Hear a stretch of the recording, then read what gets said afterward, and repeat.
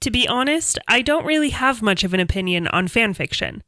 As long as people aren't commercially exploiting characters I've created and are doing it for each other, I don't see that there's any harm in it. Either way, it's a good place to write while you've still got your training wheels on. Neil Gaiman. You're listening to Writing Roots, brought to you by Aspen House Publishing. Welcome to Writing Roots. I'm Lee Hull, and I am pro fanfiction. And I'm Lee Esses, and I am anti-fanfiction. We are continuing our series on our Versus episode, some friendly debates about different aspects of the writing world, and today's episode is about writing fanfiction. As I already said, I am pro fanfiction. I think it is a great place to start writing. If you've still got your training wheels on, maybe. Like I said, to start writing. Before we duke it out, you want to tell us what fanfiction is? Fanfiction is a very popular, especially online, with teenagers and young adults and some adults. I mean, Star Trek started fanfiction. But fanfiction is a form of writing where you take characters and worlds from popular fiction, books, movies, TV shows, even video games, and create your own story in that world with those characters. Someone else's work, you're just playing in their sandbox, so to speak. A lot of people enjoy writing it. Not a lot of people read fanfiction. That's a lie. There are websites and thousands of people who read fanfiction because they really like it. There's an entire online community for fanfiction alone. You're just disconnected from that part of the world. Yes, this is called sanity. Hey, fanfiction is sane most of the time. But you have to admit, writing fanfiction is not useful when moving toward a career as an author. Oh, I don't agree with that, actually. You can't publish it. You can only maybe share it among your, writing club. But it's not working toward a novel that will make you famous and help you build your career. But it does get you an audience. There are many, especially young adult authors these days, that started writing on Archives of Our Own or other fanfiction websites, built an audience with their fanfiction, and then when they published their original works, their fans from the fanfiction followed them and bought their original works. See, that doesn't really make any sense, because if I'm reading supernatural fanfiction, it's because I like supernatural, not because I like this author. But you learn to really enjoy that author's style, that author's writing, and you think, hey, if this person can take these characters and build such a cool story around them in this huge plot line, fanfiction is really in depth. But if you see that in an author that can create this arc over chapters and chapters, you think, hey, they now wrote the book of their own. I wonder if they're as good with the plot and the characters as they were writing fanfiction. There was a study done where they found that on fanfiction websites, only 1% of the reviews were negative reviews that weren't constructive.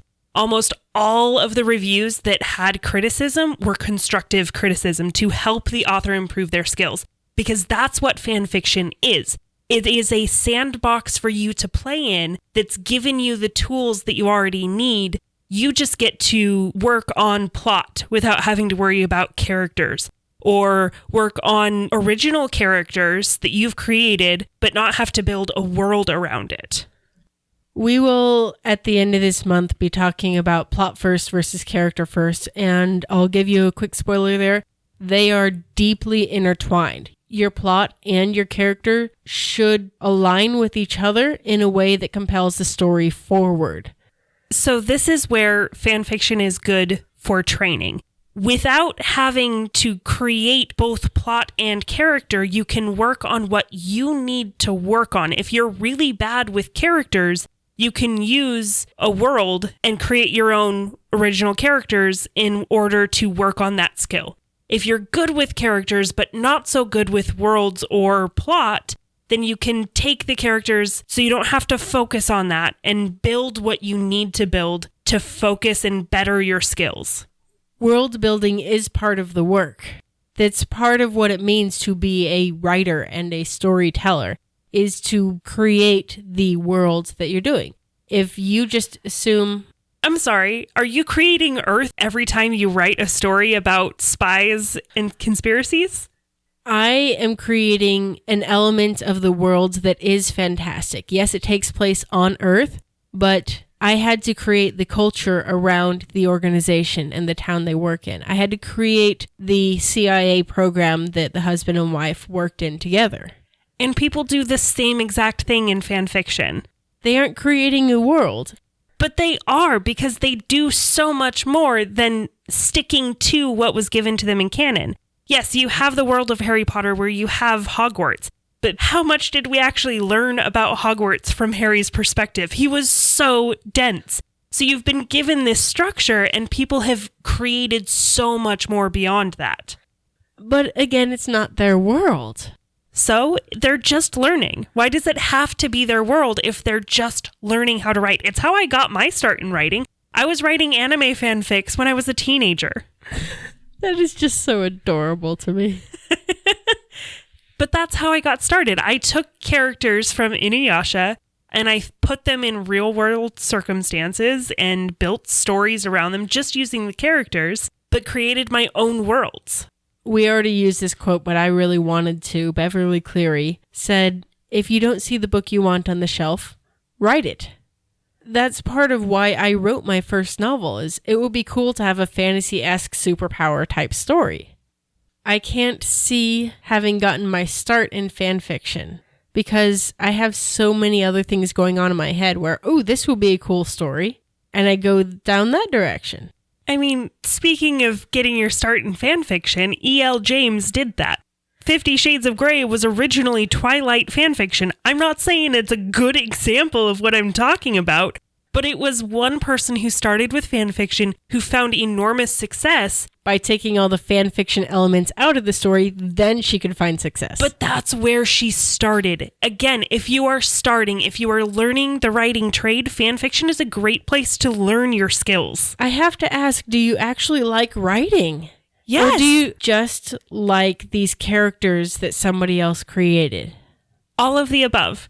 I have always had a passion for writing. I really liked those characters and I wanted to play with them like little dolls and have my fun when I was a teenager.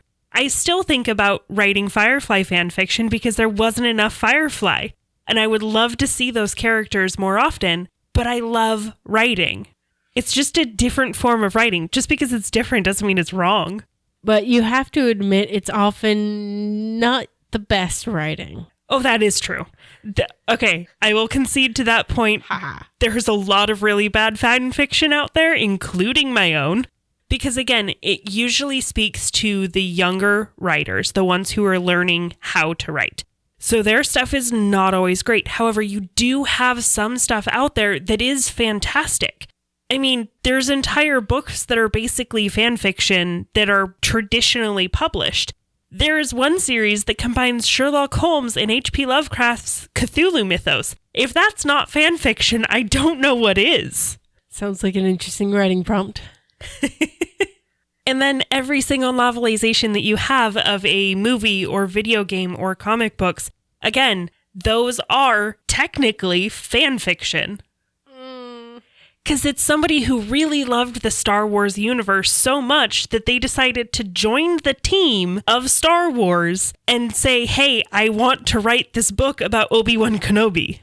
If you're going to steal anything from other creators, steal the structure. Don't steal the world. Don't steal the characters. Don't steal the stories. Take the structure, find what you absolutely love about it, and then create your own characters, your own world, your own stories around it.